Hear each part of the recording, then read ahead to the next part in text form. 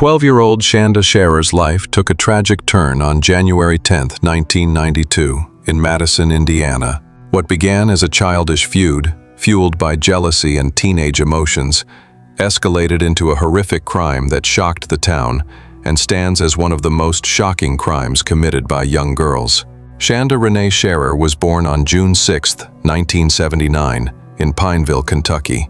She was a bright, outgoing child with a passion for sports and cheerleading. After her parents divorced, Shanda moved with her mother to Louisville and then to New Albany, Indiana. Despite adjusting to a new school and friends, she remained well-liked and friendly. At Hazelwood Middle School, Shanda met a 14-year-old girl named Amanda Heverin. Their initial clash led to detention, but they soon began talking, and their rivalry transformed into a close friendship. They exchanged romantic letters, exploring feelings that were beyond their years. But their growing closeness angered another girl, Melinda Loveless, Amanda's ex-girlfriend. Melinda was also 14, and she had a turbulent life marked by deep emotional trauma and an abusive home. When she learned Amanda was spending time with Shanda, her jealousy consumed her. In October 1991, when Shanda attended a school dance with Amanda, Melinda confronted her, and when she later saw the two together at a festival, she began openly threatening to kill Shanda. Fearing for their daughter's safety, Shanda's parents transferred her to a private Catholic school, hoping distance would put an end to the tension. But the seeds of obsession had already been planted. 3 months later, on January 10, 1992, Melinda Loveless invited 3 teenage girls, Lori Tackett, Hope Rippey, and Toni Lawrence, to her home. They were curious, reckless, and drawn to Melinda's fiery energy. Melinda showed them a large knife and declared she would scare Shanda, teach a lesson for taking her girlfriend. Around midnight, the girls drove to Jeffersonville, where Shanda stayed with her father. They stopped at a McDonald's for directions. Melinda instructed Hope and Toni to go to Shanda's house and say they were friends of Amanda's who wanted to meet her at an old stone ruin called the Witch's Castle. When Shanda answered, the girls delivered the message. She declined, saying she had already planned to attend a party, and asked them to return around midnight. The girls returned. Shanda quietly snuck out of the house, unaware that Melinda was hiding under a blanket in the back seat of the car. As they drove off, Hope began asking Shanda questions about Amanda. Suddenly, Melinda popped up, pressing the knife to Shanda's throat.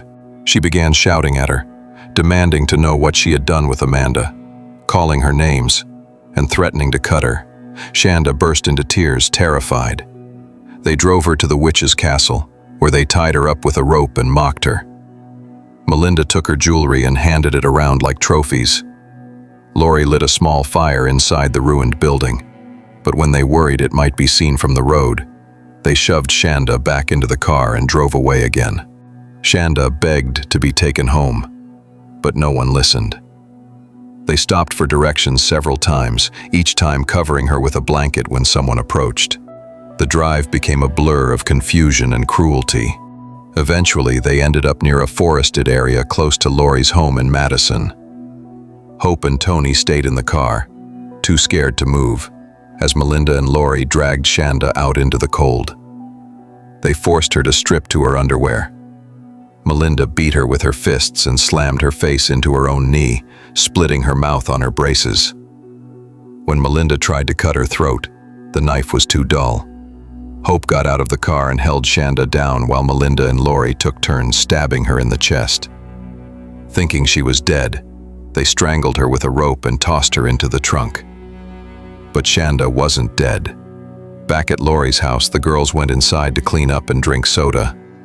Then, from the driveway, a piercing scream. Shanda was still alive, crying for help. Lori calmly went out with a paring knife and stabbed her several more times. When she came back in, her hands and clothes were soaked in blood. Later, Lori and Melinda drove off again, leaving the other girls in the house, Shanda still clinging to life in the trunk. When they opened it, Shanda somehow managed to sit up, her eyes rolling back, barely breathing. Lori picked up a tire iron and beat her until she went silent. Just before dawn, they returned to Lori's house and woke the other two girls. Hope asked what had happened, and Melinda laughed as she described the torture in detail. When Lori's mother woke up and offered to make breakfast, they brushed her off, saying they had somewhere else to go. They drove to a remote country road where they opened the trunk one final time. Shanda was still breathing, whispering one word, "Mommy." Hope poured gasoline over her body. Lori struck the match. Shanda Sharer was burned alive in the frozen Indiana morning. Hours later, at 9:30 a.m., the girls stopped at McDonald's for breakfast. They laughed and joked about the murder, comparing the sausages on their plates to Shanda's charred body. But guilt soon began to crack through the group. Tony called a friend and confessed everything. That same night, she and Hope went with their parents to the sheriff's office, hysterical and rambling, naming Shanda as the victim and identifying Melinda and Lori as the killers. The next morning, two brothers driving along a rural road spotted what they thought was a mannequin lying in a field. But when they got closer, they realized it was a human body, burned almost beyond recognition. The police were called at 10:55 a.m. Dental records later confirmed it was 12-year-old Shanda Sharer. Within 48 hours, all four girls were in custody. The brutality of the murder stunned even veteran detectives. Not only the level of violence, but also the sheer lack of remorse. Prosecutors charged all four as adults. In exchange for avoiding the death penalty, they took plea deals. Melinda Loveless and Lori Tackett received 60 years in prison. Hope Rippey was sentenced to 60 years, which was later reduced to 35 years on appeal. Tony Lawrence, who had cooperated with the police, received 20 years. Over the years, one by one, they were released.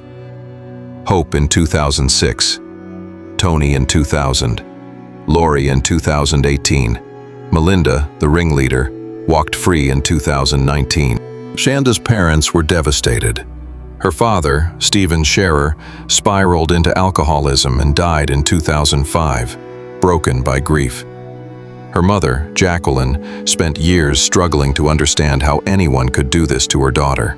This Lori Tackett, after her release, gave several interviews, claiming she was led by peer pressure that she never wanted to kill anyone.